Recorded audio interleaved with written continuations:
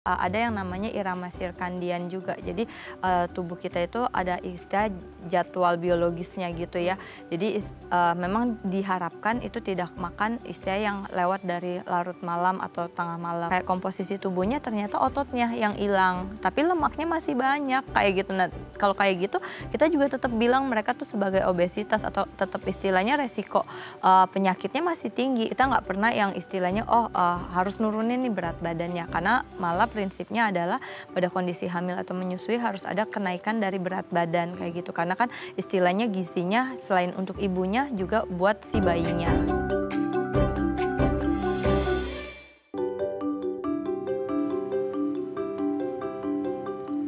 Halo pemirsa, apa kabar Anda hari ini? Senang sekali saya Raden Madlias dapat kembali menemani Anda dalam sebuah program talkshow inspiratif. Ini dia Bincang Sehati. Pemirsa, ini kayaknya satu pola makan yang udah dari lama ya. Maksudnya orang tuh ya semuanya pasti ingin jarum timbangan itu ke kiri ya. Nggak ke kanan, meskipun sekarang banyak yang digital. Nah, orang itu pingin kurus, pingin terlihat cantik, dan lain sebagainya. Nah, salah satu yang dijalankan apa? Diet. Nah, ada banyak banget ya sekarang itu kayak pola-pola atau metode diet. Yang paling terkenal kayak sekarang itu intermittent fasting ya, terus kemudian ya ada makan sekali, menghindari karbohidrat. Saya kalau suruh makan sekali sehari nggak bisa siaran, bisa pingsan gitu ya. Tapi banyak orang yang se-effort itu untuk melakukan pola-pola diet. Tapi ada banyak juga nih yang salah kaprah ya, yang akhirnya dietnya nggak berhasil, malah justru menimbulkan berbagai jenis penyakit. Karena kan yang namanya manusia tetap harus ada asupan yang masuk ya, oral intake-nya, sehingga nggak kekurangan nih. Karena kalau kita beraktivitas, apalagi kalau aktivitasnya berat, juga asupannya juga harus banyak. Nah, makanya kita hari ini mau membahas nih pola diet yang sehat, tepat, dan pastinya sehat dan baik untuk tubuh kita ini yang seperti apa. Tapi sebelum bahas itu, kita mau membahas terlebih dahulu beberapa mitos atau fakta seputar pola makan. Nah, untuk membahasnya telah hadir bersama kami di studio Bincang Sehati ada Dr. Feni M. Gizi SPGK, dokter spesialis gizi klinik dari Primaya Hospital Depok. Selamat pagi Dr. Feni, apa kabar dok? Selamat pagi Kak Raden, kabar saya baik. Kak Raden gimana? Sehat juga, terima kasih ya Dokter Feni. Oke dok, hari ini kita akan membahas seputar diet nih dok. Jadi kalau ngomongin diet itu ya dok ya, itu tuh dari zaman prasejarah kayaknya ya. Orang tuh yang sekarang terkenal itu kan intermittent fasting. Dulu pernah ada diet golongan darah gitu ya. Terus kayak banyak dah gitu ya, banyak banget lah jenis-jenisnya. Mungkin ada yang cocok buat sebagian orang, ada yang enggak gitu ya. Ini applicable, ini enggak. Tapi nanti kita bahas mendalam tentang pola diet. Kita bahas pola makannya dulu ya dok ya. Mitos fakta yang pertama nih dok. Katanya lebih baik menghindari konsumsi karbohidrat. Dok, di luar sana itu banyak orang musuhan sama karbo gitu ya. Kayak no for karbo gitu ya. Kayak nggak boleh makan karbo karena karbo itu jahat, karbo ini gini. Lah kan sebenarnya kalau karbo itu bukannya kita juga dapat energi dari karbo ya. Kalau kita mau beraktivitas nggak makan karbo, jadi lemes. Kita kumaha gitu ya, jadi harus lemas gitu ya. Sebenarnya orang itu harus menghindari atau tetap konsumsi karbohidrat. Ini mitos atau fakta? Oke, jadi sebenarnya ini adalah mitos ya. Jadi sebenarnya kita itu memang setiap hari itu harus ada tetap konsumsi karbohidratnya. Karena karbohidrat itu merupakan sumber energi utama bagi tubuh kita gitu ya. Dan yang istilahnya harus kita hindari adalah si karbohidrat yang sederhana. Yang biasanya bisa kita dapetin dari misalnya permen atau sirup-sirup. Atau misalnya kayak tepung-tepungan kayak gitu. Nah tapi kalau misalnya karbohidrat yang kompleks seperti kayak nasi, ubi, jagung, atau misalnya singkong, kentang, ya itu tetap yang harus kita konsumsi karena otak kita harus menerima istilah 120 gram karbohidrat juga istilah untuk bisa berfungsi gitu. Nah pertanyaannya itu sekarang kayak orang kan mungkin beda-beda ya dok ya. Ada yang ibaratnya itu porsi nasinya segunung, ada yang porsi nasinya cuma seuprit gitu ya, atau ubi dan lain sebagainya gitu. Nah itu pengaruh nggak sih kayak iya tetap butuh karbo tapi ada batasannya juga gitu. Oh iya, jadi memang tetap harus ada pembatasan dan istilahnya nanti porsinya itu akan disesuaikan juga dengan kebutuhan tubuh si individu tersebut dan juga kita akan melihat juga nih dari indeks massa tubuhnya juga gitu dan juga lihat juga dari kondisi-kondisi penyakitnya juga gitu. Kalau misalnya dia ada punya diabetes ya kita juga nggak bisa istilahnya ngasih terlalu banyak karbo gitu. Jadi ada persentasenya. Nah biasanya nanti itu akan dihitung oleh dokter gizinya gitu. Oke. Dok, ini mungkin pertanyaan juga ya, kalau orang itu kenapa sih musuhin karbo banget gitu? Maksudnya yang emang yang nggak tahu ya, berarti kan ini jatuhnya kayak mitos ya gitu. Iya. Yang di pikiran orang itu dengan karbo itu apa sih dok? Kayak kok sebenci itu sama karbo. Padahal sebenarnya tadi kan dinyatakan butuh loh manusia itu karbo gitu dok. Ya, jadi sebenarnya kalau misalnya kayak karbohidrat sederhana yang istilahnya kayak modelnya permen-permen, sirup atau misalnya dari tepung-tepungan kayak gitu, itu biasa sesudah kita makan dia itu akan cepet tuh kan kayak naikin kadar gula darah kita juga. Nah biasanya kalau dengan kenaikan kadar gula darah yang terlalu cepat itu juga nanti dia istilah dikejar oleh hormon insulin, biasanya dia akan cepat turun.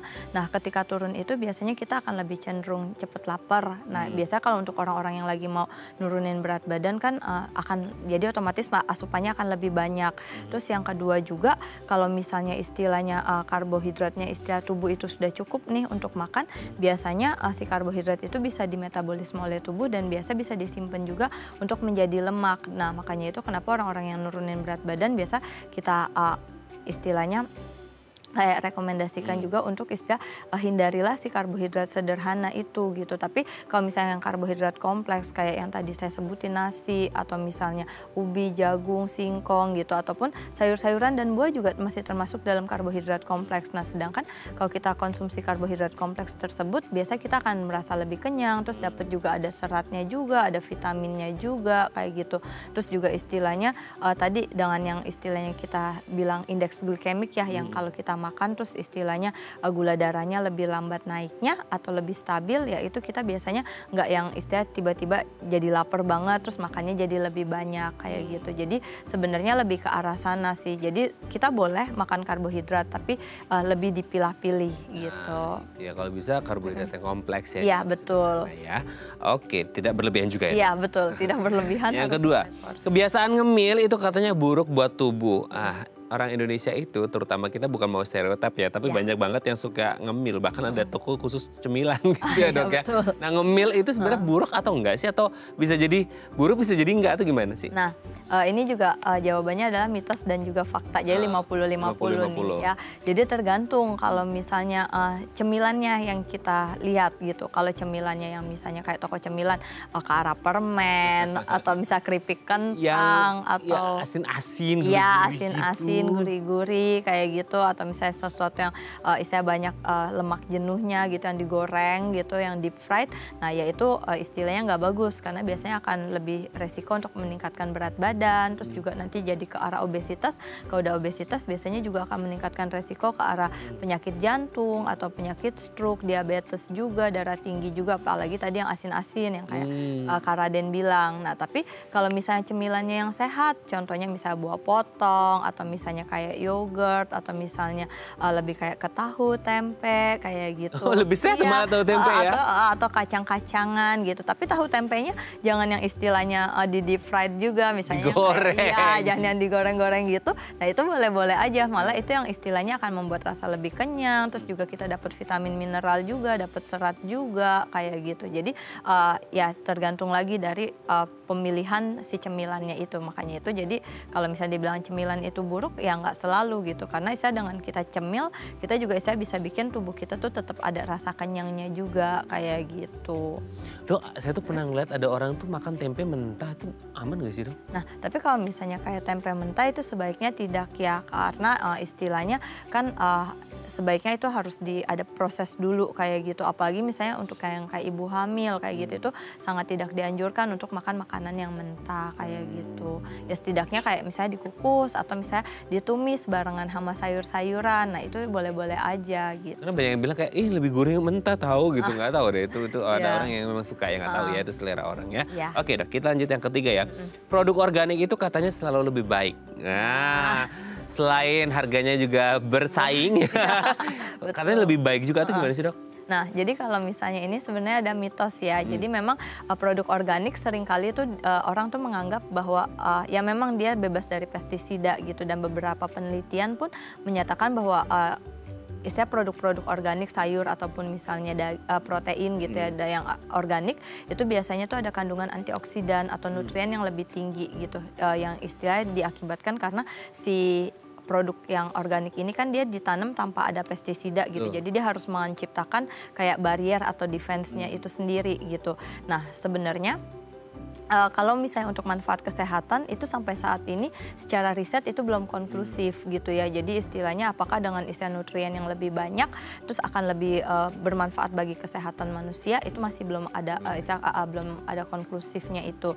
Nah, tapi balik lagi juga ke cara pemrosesan makanan gitu, pengolahan makanan gitu. Jadi kalau misalnya nih kita belinya daging organik, tapi istilahnya kita goreng, deep fried ya sama aja. Nanti ujung-ujungnya bisa iya kan, asupan lemak jenuhnya jadi lebih banyak. Atau misalnya kayak sayur atau buah organik, tapi kita bikin manisan, kasih gulanya yang banyak. Nah, itu kan juga jatuh-jatuhnya istilahnya ya kita nambahin asupan gula lagi, karbohidrat simple lagi, tadi karbohidrat sederhana lagi gitu. Oke, jadi intinya itu kayak bukan ngomongin organik mungkin ada lebihnya dikit. Tapi ketika ngomongin diolahnya jadi sama kayak tadi di deep fried dan lain sebagainya, ya bahasa Jermannya itu samimaun ya, Dok. Iya, sama aja ya. Sama aja Oke, Dok ya.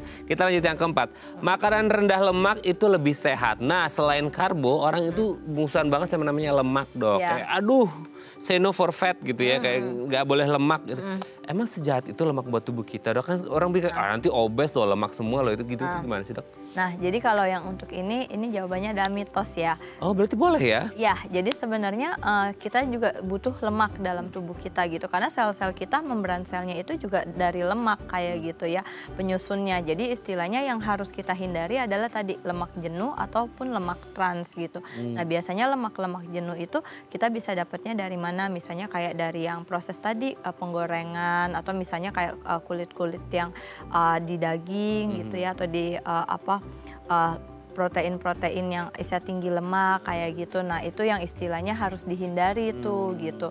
Nah, tapi kalau misalnya lemak baik yang contohnya bisa kita dapat dari daging ikan, misalnya kayak ikan kembung, ikan salmon, kayak gitu, atau ikan tuna.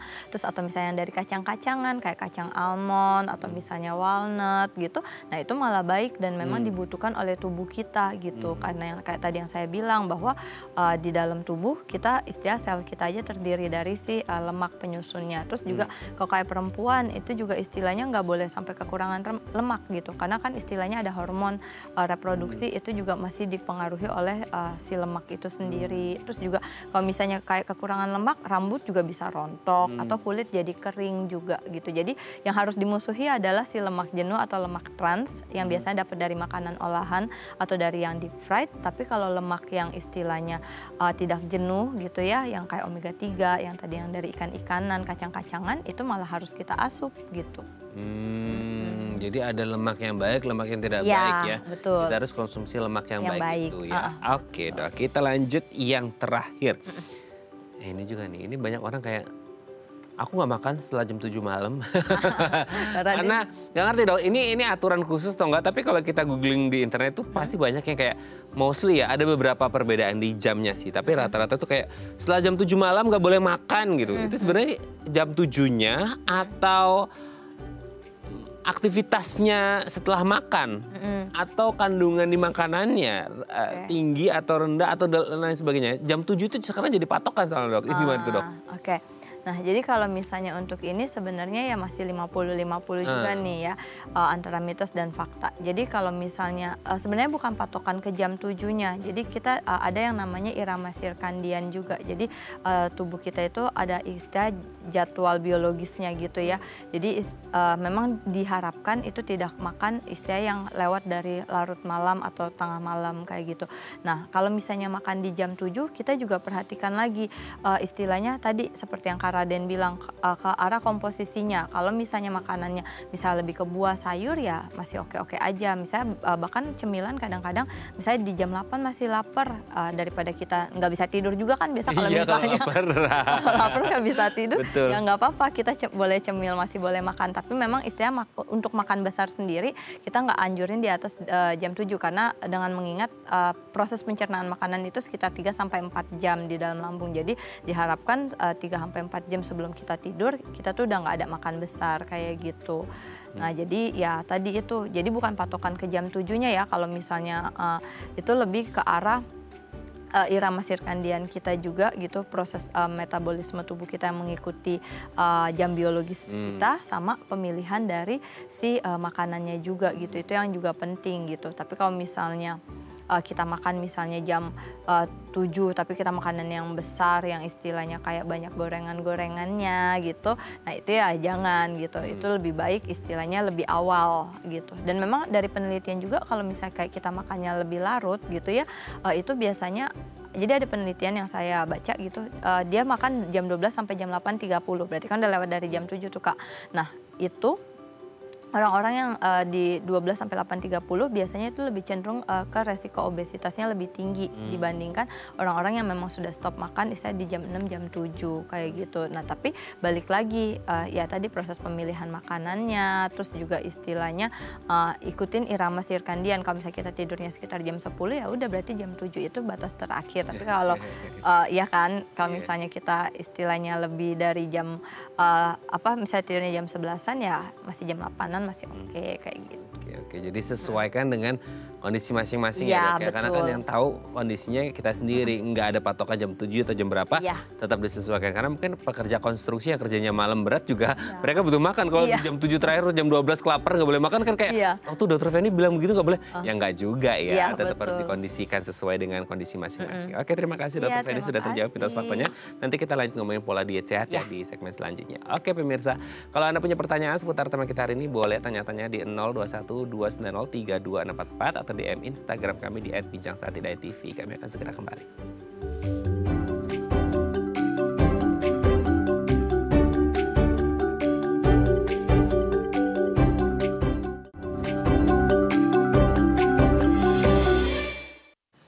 Baik, Anda masih bersama kami di Bincang Sehati dan kita masih membahas tema kita hari ini seputar pola diet yang sehat. Nah, kalau Anda sekarang kayaknya tahun 2025 punya resolusi gitu ya, tubuh yang lebih kurus. Nah, itu salah satu resolusi saya juga ya gitu ya, supaya perutnya ini agak kempesan, gak offset gitu ya. Nah, itu kan mungkin banyak pertimbangan ya, pola diet yang sehat itu seperti apa.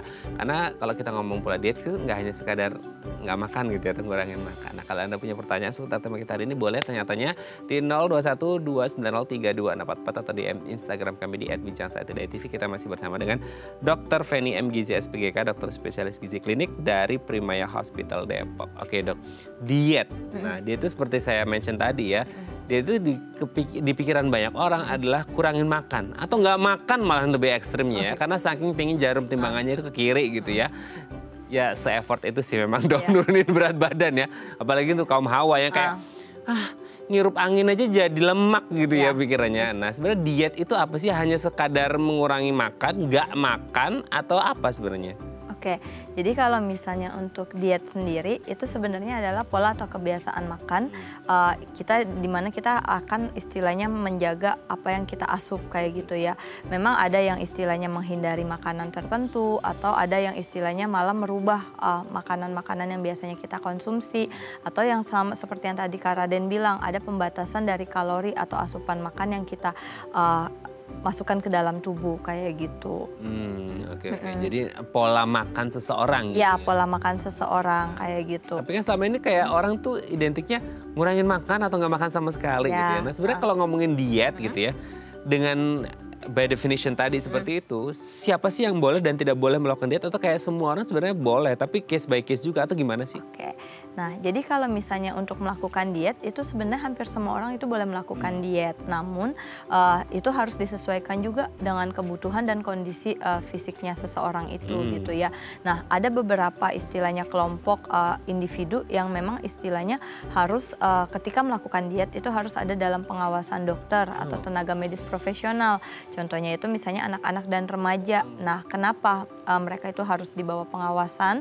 Itu karena istilah mereka masih membutuhkan gizi yang banyak untuk bertumbuh kayak gitu ya.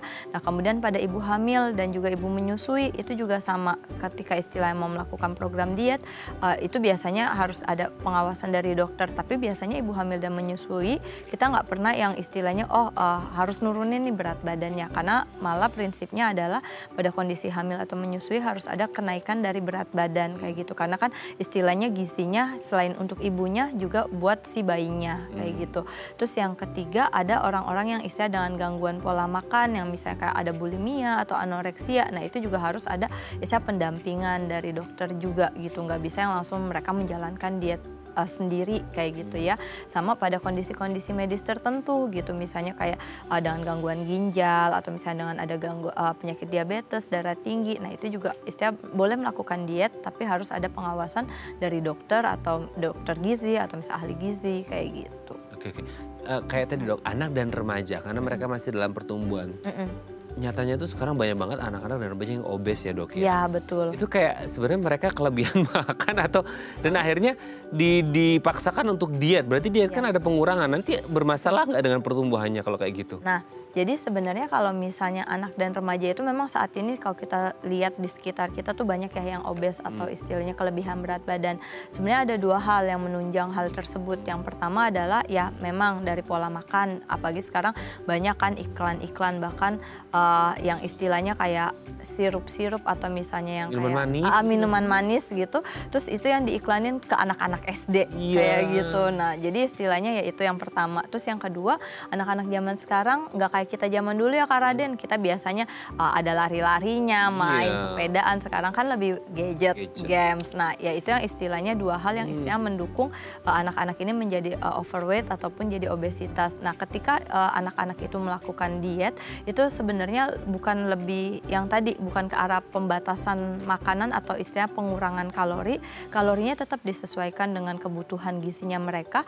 Cuma ini lebih ke arah perubahan dari makanan yang dikonsumsi. Jadi yang kayak tadi misalnya anaknya suka ngemilinnya ciki-ciki atau coklat-coklat atau minuman makanan manis-manis. Nah, itu yang harus diubah. Jadi diajarkan untuk makan yang lebih sehat. Jadi mereka juga tetap dapat pemenuhan gizinya itu cukup untuk pertumbuhannya mereka. Sama yang kedua, biasanya anak-anak itu akan kita minta, Dek harus aktif bergerak ya. Jadi misalnya mungkin ke sekolahnya yang biasanya dianterin sampai depan pintu sekolah agak jauh sedikit. Jadi biar ada jalannya, atau yang biasanya main gadget disuruh stop dulu gadgetnya, terus disuruh sepedaan, atau ya istilahnya banyaklah gerak renang, olahraga apa yang mereka sukain gitu. Oke, jadi harus ada rasa quote-unquote tega dikit ya dari orang tua. Karena kadang-kadang tuh gitu dong, maksudnya kayak pingin sih dok, tapi kasihan anakku dong, harus jalan, nanti dia kecapean, keringetan, kepanasan. Ya kalau terus dimanja kayak gitu justru malah nggak baik ke depannya. Karena kita ngomonginnya nggak hanya jangka pendek tapi jangka panjang. Betul. Gitu, ya. Ini mungkin catatan bagi orang tua. Karena kalau dari anak-anak udah obesitas agak susah gitu ya dok. Iya, Oke, betul. Dok, nanti kita lanjut lagi ya di sesi selanjutnya ya. Oke pemirsa, kalau Anda masih punya pertanyaan seputar tema kita hari ini, boleh tanya-tanya di 021 290 3244 atau DM Instagram kami di @bincangsati.tv. Kami akan segera kembali.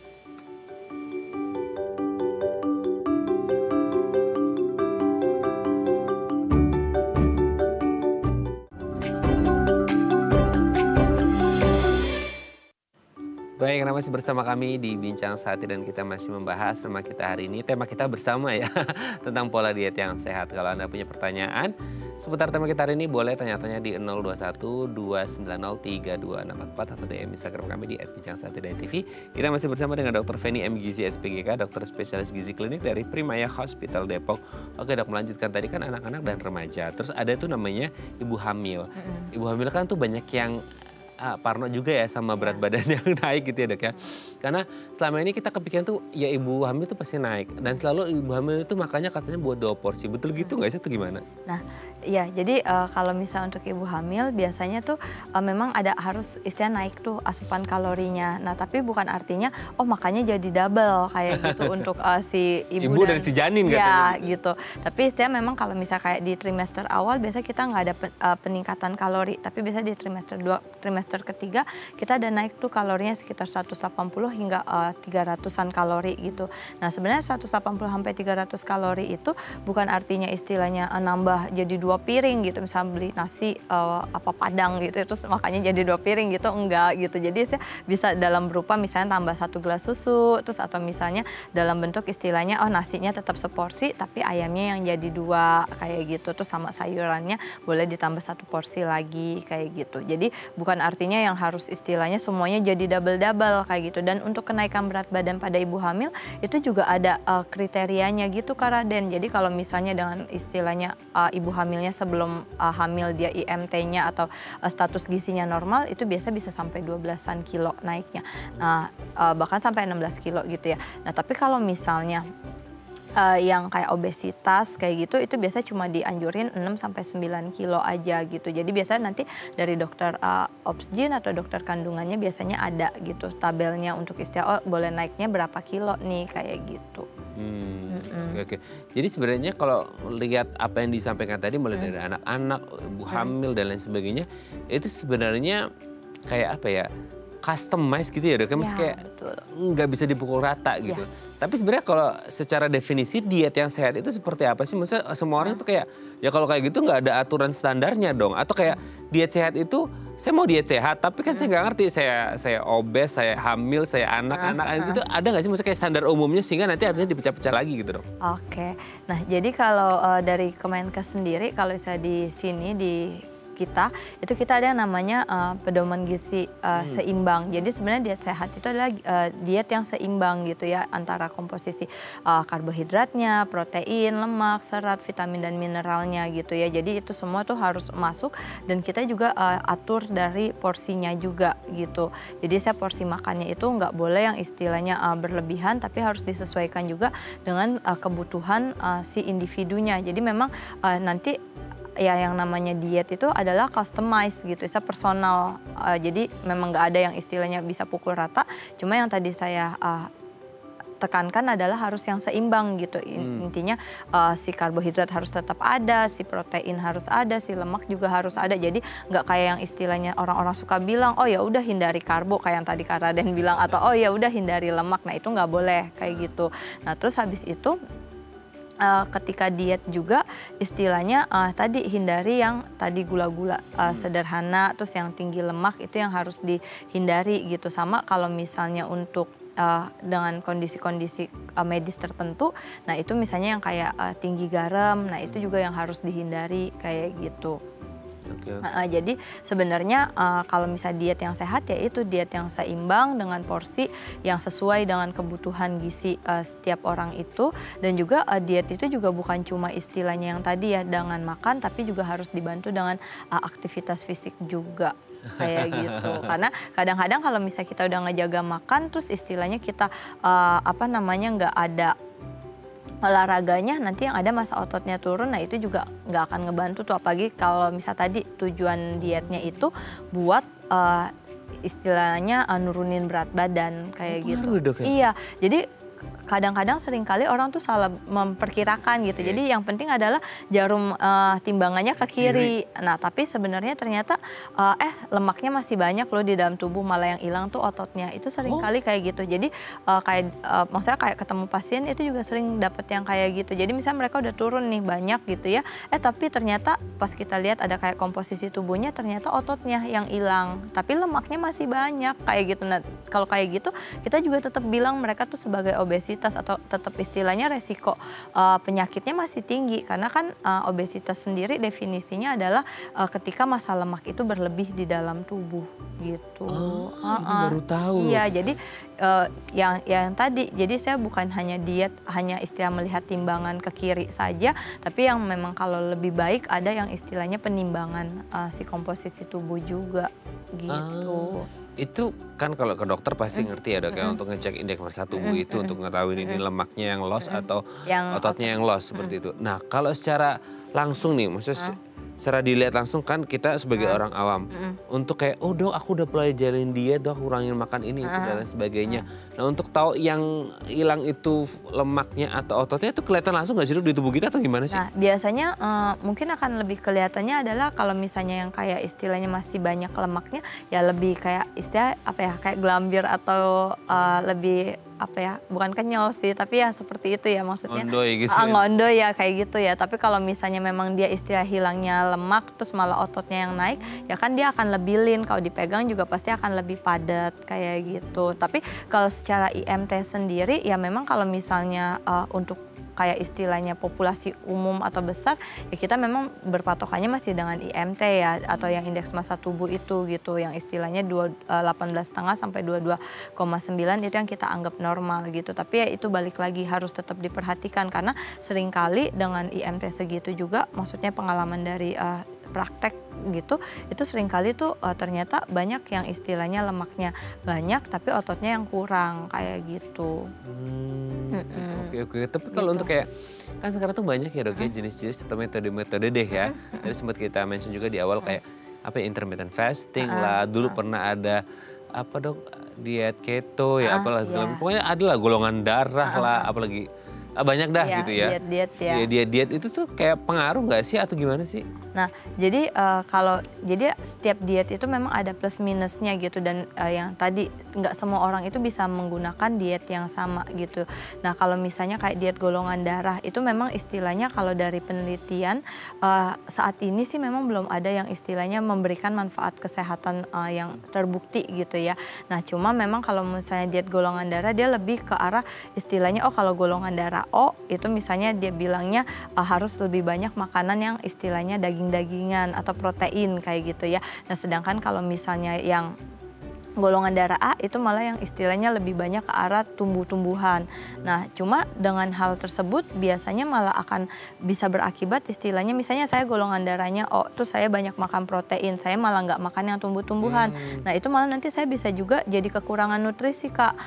Karena kan istilahnya dari sayur atau buah itu sendiri dari tumbuh-tumbuhan kita bisa dapat vitamin, bisa dapat mineral kayak gitu. Nah itu bisa aja nanti yang istilahnya malah efeknya jelek ke kesehatan kita gitu karena kekurangan tadi kayak gitu.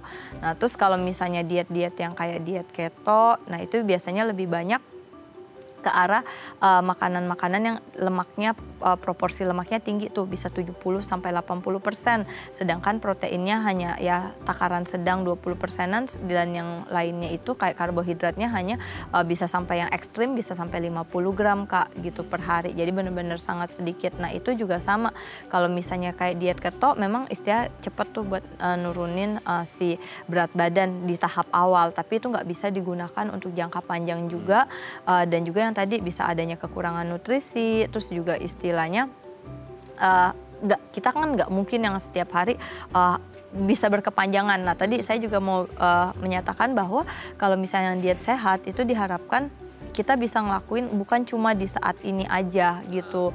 Jadi harus bisa istilahnya berkelanjutan ya? Gitu. Karena kan kita istilah nggak mau cuma nurunin berat badan di satu waktu aja kan Kak. Tapi naik lagi. Ya iya nanti misalnya habis lebaran pakai bajunya udah bagus gitu. Atau misalnya pas lagi acara apa udah bagus gitu. Terus tapi habis itu udah selesai sesinya atau sessionnya. Terus kita istilahnya naik lagi berat badannya. Nah itu juga yang nggak diharapkan gitu. Jadi diharapkan kalau dengan diet itu harus bisa terus berkelanjutan. Itu saya gitu. punya salah satu teman yang gitu karena mau ada acara dia diet. Oke dong, nanti itu gede lagi deh ya.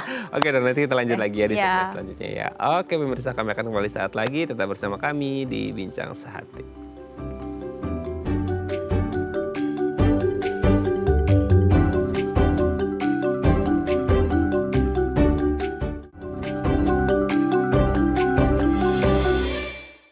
Baik, Anda masih bersama kami di Bincang Sehati dan kita masih membahas sama kita hari ini seputar pola diet yang sehat. Kalau Anda punya pertanyaan seputar tema kita hari ini, boleh tanya-tanya di 021-290-3244 atau DM Instagram kami di @bincangSehati.tv. Kita masih bersama dengan Dr. Feni M. Gizi SPGK, dokter spesialis gizi klinik dari Primaya Hospital Depok. Oke dok, sekarang tuh kalau orang gini ya dok ya, ibarat kata itu orang kalau mau berobat itu mereka suka ngebandingin dokter shopping ya dengan melakukan dokter shopping. Nah kalau di diet itu namanya mungkin ada diet shopping ya. Dalam artian gini, aku baru coba nih dok 3 hari gini, kayaknya nggak kurus-kurus ya dok ya. Pindahlah dia ke metode yang lain pindah. Nah sebenarnya kalau kita mau menerapkan pola diet yang sehat kan banyak orang, masalah itu banyak orang pengen instan sih ya dok ya gitu ya. Apalagi kalau sekadar jarum timbangannya ke kiri gitu ya. Nah sebenarnya itu ada kayak berapa lama sih waktu yang ideal untuk kita benar-benar tahu bahwa apa yang menjadi pola diet kita itu pas dan sesuai sama tubuh kita. Sehingga kayak ada hasilnya. Jangan sehari 2 hari terus move lagi, jangan seminggu 2 minggu. Maksudnya kayak berapa lama kita bisa melihat apa yang terjadi di tubuh kita gitu ya. Entah dari waktunya kah atau dari perubahan fisik yang terjadi atau mungkin kan secara tidak langsung ada psikis mungkin yang terbangun di situ karena kayak aduh nggak kurus-kurus nih gitu. Stres malah psikosomatik ya, gitu juga malah bahaya itu gimana tuh dok? Nah jadi kalau misalnya yang kayak tadi Kak Raden tanyakan ya, istilahnya sebenarnya kalau yang baik itu adalah ketika kita melakukan diet kita bisa ada istilah penurunan berat badan. Nah penurunan berat badan itu yang baik adalah 0,5 sampai 1 kilo itu per minggu. Ya, atau kalau dalam 1 bulan itu paling nggak 2 sampai 4 kilo. Jadi biasanya kalau kita istilah mau tahu nih, oh ini berhasil gak sih dietnya gitu. Nah kita bisa lakukan istilahnya ya paling nggak jalanin dulu kurang lebih 1 bulan kayak gitu. Dan dilihat apakah ada penurunan sesuai yang istilahnya ditargetkan tadi kayak gitu ya. Nah terus habis itu kita juga sambil merasakan juga, jangan sampai istilahnya kita menjalani diet kita malah jadi tertekan gitu. Atau kalau misalnya kita tertekan, kita nggak happy gitu dengan istilah ada stres, ya otomatis kita juga akan lebih susah tuh gitu. Terus misalnya kayak kita udah ngerasa nih, aduh udah ngebatasin makan, teman-teman di kantor kok makannya ini itu bebas tapi nggak naik-naik. Iya. Nah itu juga istilah biasanya tuh akan membuat kita jadi kayak apa sih yang kita lakuin kayak gitu. Istilahnya nanti akan memicu kita malah makannya lebih banyak. Stress gitu. eating ya dok Nah ya? iya jadi stress eating kayak gitu. Kayak ngerasa aduh ini udah gagal nih, nggak ada hasilnya. Nah terus kadang-kadang juga sama yang kayak tadi saya bilang bahwa ketika kita hanya lihat jarum timbangan tanpa kita tahu nih komposisi tubuh di dalam tubuh kita seperti apa. Nah kadang-kadang kita tuh suka ada rasa kecewa kayak kok ini nggak turun. Ternyata kalau misalnya pas ditimbang misalnya ke dokter gizi ya, nah ternyata turunnya cuma sedikit. Lemaknya turunnya banyak padahal, tapi selama menjalankan program diet itu ada kenaikan dari si massa otot. Jadi kan istilahnya ada persilangan gitu loh Kak Raden. Nah jadi itu bisa misalnya turunnya 3 kilo, ototnya naik 1 kilo. Berarti kan sebenarnya turunnya jadinya secara angka misal turunnya 2 kilo gitu kan. Nah tapi kan yang kita lihat massa lemaknya udah banyak turun nih gitu. Malah bagus dong ada kenaikan massa otot gitu. Walaupun memang angka atasnya itu angka keseluruhan totalnya kok kesannya cuma sedikit ya turunnya cuma 2 kilo gitu. Jadi jangan pesimis dulu ya. Iya betul. Dan juga sama jangan timbang istilahnya tiap hari juga. Atau misalnya ada orang yang kayak saking effortnya nih pengen nurun berat badan timbangnya di pagi, di siang, di sore. Nah itu juga nggak boleh gitu. Maksudnya itu pasti akan bikin lebih tertekan gitu. Dan biasanya antara pagi dengan sepanjang hari timbangan kita tuh bisa beda 1 sampai 2 kilo. Iya. Gitu. Timbangnya sebelum sarapan. Wah enak nih gitu ya. 50 gitu ya. Habis sarapan 52 gitu ya. Iya. Atau misalnya pas malamnya udah makan ini, makan itu terus lebih naik lagi. Nah itu biasanya akan bikin orang tuh jadi kayak udahlah kayaknya ini ngelakuin apa sih kita gitu. Terus jadi ya udah makannya jadi berantakan lagi. Kayak gitu. I did for nothing gitu ya. Iya, Oke, sebelum lanjut ini ada DM Instagram. Saya bacakan ya ini dari Pak Dodo. Oke, agak panjang nih dok ya sebentar. Dok saya punya perut yang sangat buncit. Oke. Aduh, saya nggak minum alkohol dan setelah makan saya nggak langsung rebahan atau tidur dok. Tapi perut saya tetap aja buncit. Pola diet seperti apa ya dok yang baik untuk mengempeskan buncit ini? Oke dok, ini Pak Dodo. Saya kita nggak tahu ya usianya berapa gitu ya. Tapi ini nggak minum alkohol dan nggak rebahan habis tidur. Bagus loh sebenarnya, tapi tetap buncit. Nah, kenapa itu ya dok ya? Oke, ya jadi semestinya kita bisa kalau misalnya itu ya tahu tadi dari usia, terus juga istilahnya aktivitas fisiknya apa, apakah ada olahraga rutin. Bagus sih maksudnya sesudah makan memang tidak dianjurkan untuk langsung rebahan kayak gitu. Dan kalau bisa sesudah makan itu paling nggak ada aktivitas fisik kayak misalnya jalan 5-10 menit itu akan lebih baik lagi kayak gitu ya. Terus yang ketiga Kita harus dapat dulu nih asupan hariannya gimana gitu. Nah, apakah istilahnya yang tadi ya no alkohol itu sudah baik. Terus yang kedua istilahnya habis makan nggak rebahan tapi asupan hariannya selama sehari penuh apa yang diasup kayak gitu. Apakah makannya sudah menghindari yang misalnya kayak tinggi lemak jenuh gitu atau yang kayak sekarang banyak kopi teh kekinian yang istilahnya efek ya, Dok? Iya kan istilahnya biasanya kan manisnya itu kan termasuk salah satu minuman manis. Minuman manis rasa kopi dong. Nah, iya. Terus habis itu kan biasanya juga istilahnya ada penggunaan yang sirup-sirup. Nah, itu juga akan berpengaruh tuh istilahnya untuk penimbunan massa lemak di dalam tubuh kayak gitu. Jadi ya memang harus dilihat lagi istilahnya pola makan hariannya seperti apa juga kayak gitu. Sama aktivitas fisiknya. Sama aktivitas sama fisik. olahraganya nggak sih, Dok? Iya, olahraga termasuk yang si aktivitas fisik itu. Jadi ada olahraga rutin atau tidak kayak gitu. Oh, sama ini tidur juga. Jadi diharapkan jangan begadang juga gitu. Karena biasa kalau efek dari begadang misalnya pekerja kantoran terus istilahnya banyak ngerjain kerjaan sampai deadline sampai istilah nggak tidur kayak gitu. Nah tadi itu yang terkait dengan irama sirkadian juga istilahnya biasanya kita akan cenderung makan lebih banyak kan, terus juga hormon lapar kenyang kita biasa akan mulai terganggu tuh, biasa hormon laparnya akan lebih tinggi gitu, jadi biasa kita akan makan lebih banyak. Nah itu juga akan mempengaruhi gitu. Lupa Dok catatan ya, itu banyak ya. Catatan gitu ya. PR-nya banyak. Iya, dan semoga perutnya nggak offset lagi. Belakang tos dulu gitu Pak Dodo. Oke, terima kasih sudah menghubungi kami ya Pak Dodo ya. Oke Dok, nanti kita lanjut lagi di segmen terakhir ya. Oke pemirsa, kami akan kembali saat lagi. Tetap bersama kami di Bincang Saat.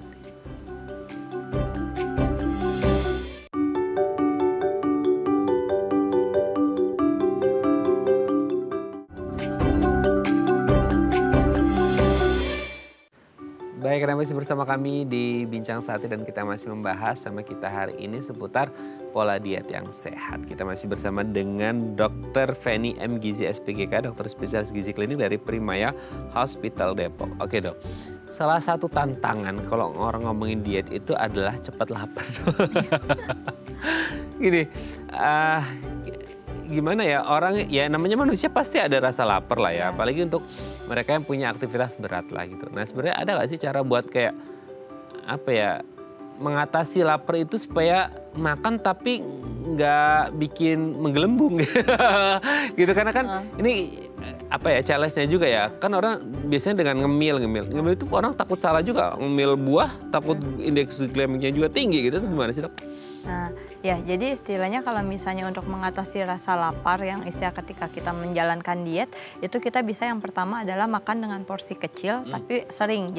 Jadi bukan hanya istilah makan langsung 3 kali makan besar kayak gitu. Jadi biasanya ketika istilahnya dokter memberikan kayak meal plan untuk pasien-pasien yang menjalankan diet, itu biasanya kita akan kasih 3 kali makan besar tapi ada 2 kalinya selingan, bahkan bisa kadang 3 kali selingan juga kayak gitu ya.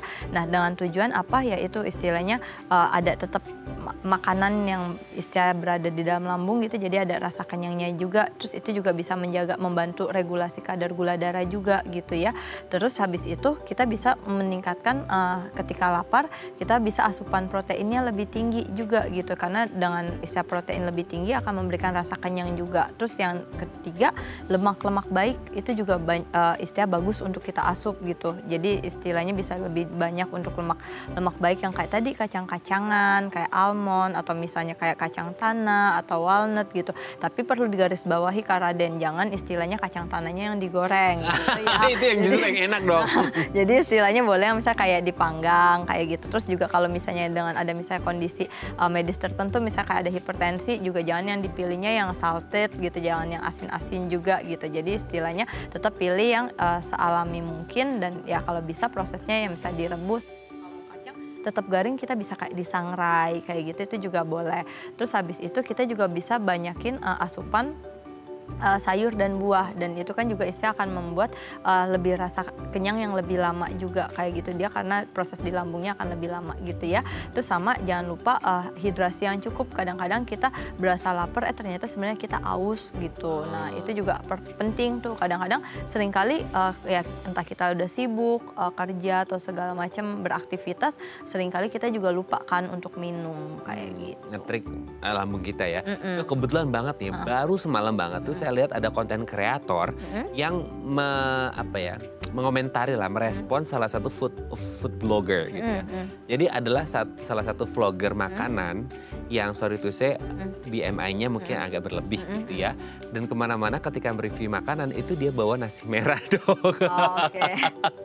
Well, kita nggak ngerti intentionnya, niatnya apa gitu. Tapi sekarang itu banyak juga yang mungkin agak shifting ya dari nasi putih ke nasi merah untuk diet. Meskipun ya people may not enjoy si nasi merah itu karena mungkin rasanya lebih seret dan lain sebagainya. Tapi katanya lebih bagus serat dan lain sebagainya. Nah, ngefek nggak sih kalau orang diet dengan shifting ke nasi merah gitu? Oke, nah jadi kalau misalnya sebenarnya boleh-boleh aja kalau misalnya memang orang tersebut suka ya dengan nasi merah kayak gitu. Istilahnya dia nggak ada masalah dengan tesnya si nasi merah yang tadi kayak Kak Raden bilang agak seret gitu. Tapi memang kalau untuk nasi merah dan nasi putih, memang istilah indeks glikemiknya si nasi merah itu memang lebih rendah kayak gitu. Dan juga istilah memberikan, kalau misalnya dibandingkan nasi merah dan nasi putih, istilah nasi merah itu biasa rasa kenyangnya juga akan lebih lama gitu ya. Nah tapi balik lagi, yang tadi diet itu adalah kita bisa menjalankan bukan hanya di saat ini, tapi istilahnya kita bisa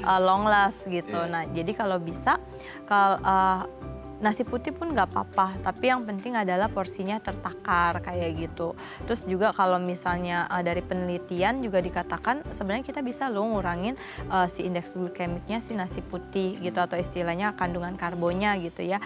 Nah kan kayak sekarang bisa istilahnya nasinya itu habis dimasak terus nanti masukin kulkas ya, masukin kulkas dulu. Nah itu memang ada penelitiannya Kak Raden, dan istilah dengan ditaruh di kulkas, istilahnya didinginin dulu selama semalaman gitu ya, itu bisa meningkatkan pati resistennya juga gitu, yang itu dimana akan membuat penyerapan si gulanya itu nggak akan yang langsung melonjak tinggi kayak gitu. Jadi bisa caranya kayak gitu. Nah jadi sebenarnya balik lagi, kita jangan yang istilahnya si A makanya metode ini kita langsung ikut metode ini. Jadi harus benar-benar disesuaikan juga sama diri kita sendiri, sama kebutuhan kita, sama tujuan kita juga. Jadi diet itu ya tadi selain untuk nurunin berat badan, tapi kan untuk yang paling utama adalah menjaga kesehatan kita kan Kak. Jadi jangan sampai istilahnya kita kena obesitas terus nanti malah resiko ke arah penyakit jantung lah, atau stroke lah, atau diabetes kayak gitu. Nah itu yang kita nggak mau gitu terjadi. Atau ya memang